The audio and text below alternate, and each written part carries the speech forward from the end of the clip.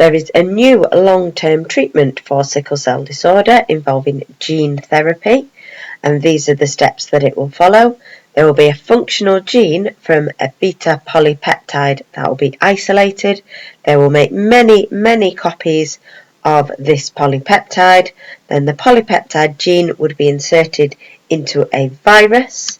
The virus would then carry the beta polypeptide gene into the stem cells, and the stem cells will have been a sample of faulty stem cells that will have been removed from the child's own bone marrow.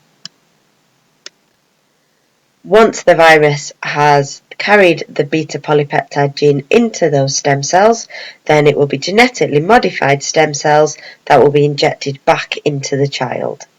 And the question would like us to answer that some scientists have concluded that this method is going to be more effective long term than the previous method.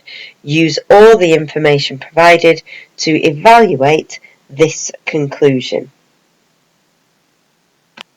So in order to evaluate, we need some answers that are for gene therapy and some answers that are against gene therapy.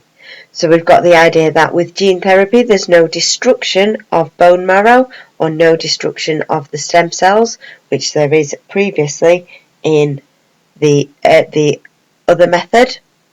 There are no donors required because they are using the patient's own stem cells, and this also links into the fact that some of the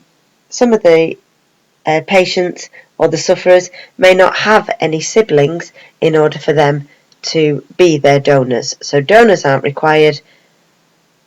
There's less or no chance of rejection because they are using their own stem cells in this particular process.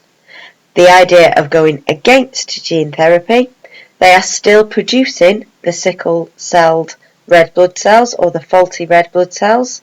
The immune response against the genetically modified cells or the virus could also kick in. The long-term effect is unknown because it's a new treatment, and the virus itself that they use as a vector to transport the correct gene into the cells could also cause side effects.